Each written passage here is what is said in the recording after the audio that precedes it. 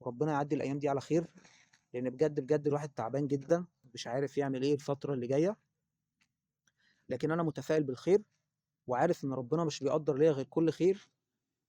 وحسبي الله ونعم الوكيل في اللي ظلمني، وفي اللي وقف ضدي، وفي اللي اتهمني بالكذب والنصب. حسبي الله ونعم الوكيل. بجد يا جماعه، انا بيجي لي رسائل وبيجي لي تعليقات، حاجه زي الخرا حرفيا، معلش انا اسف على الكلمه، بس حاجه زي الخرا حرفيا بكل معنى الكلمه. يعني بجد بجد الناس ما عادش عندها ادب ولا احترام ولا ذوق.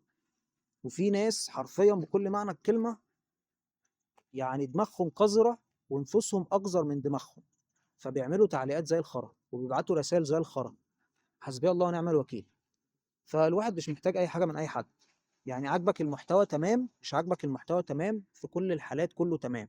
بالنسبه لي وجودك زي عدمه. طول ما انت محترم معايا انا هحترمك، ولو انت مش محترم معايا هرزعك البلوك اللذيذ. وعيش بقى مع نفسك، مع نفسيتك الوسخه، وروح بقى طلع وسختك ونجاستك وقذارتك على حد تاني. يعني الدنيا مش ناقصه ناس ناقصه.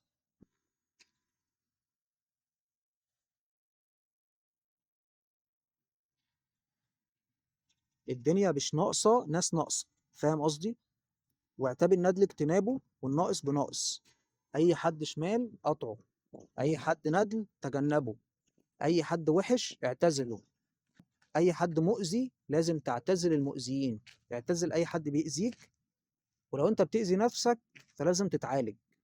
احنا كلنا تعبانين، كلنا تعبانين نفسيا، وكلنا طالع عينينا، وكلنا الحياة صعبة معانا، وكلنا بنعاني عشان بس نعرف نأكل نفسنا ونسدد ديوننا والتزاماتنا ونعالج نفسنا. فمش هنبقى تعبانين نفسيا ومرضى جسديا مش عارفين نعيش، وفي الاخر حد يطلع يقولك ان الفلوس مش كل حاجة. بالعكس يا حبيبي، الفلوس هي كل حاجة. ما تخليش اي حد يقولك ان الفلوس مش كل حاجة ويضحك عليك ويخدعك، عشان الحياة فيها اللي مكفيها.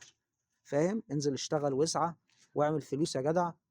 ما تعملش جدع واعمل فلوس. الحياة صعبة يا حبيبي، الحياة صعبة قوي. الحياة صعبة صعبة صعبة. ما تخليش حد يضحك عليك تحت وهم الحب والصداقة والزمالة والإخوة، عشان كلها شعارات كدابة. الحياة صعبة يا حبيبي، ما تصعبهاش على نفسك ولا تصعبها عليا ولا تصعبها على أي حد. إن شاء الله خير، وربنا يكرمنا ويوفقنا وينجحنا جميعا. محدش هيساعدك وانت فاشل، محدش هيساعدك وانت فقير، محدش هيساعدك وانت غلبان، محدش هيساعدك وانت محتاج مساعدة. الناس هتساعدك بعد لما توصل، وهيعرضوا عليك الشغل بعد لما تنجح. ولما تنجح كل الناس هتبقى أصحابك وحبايبك.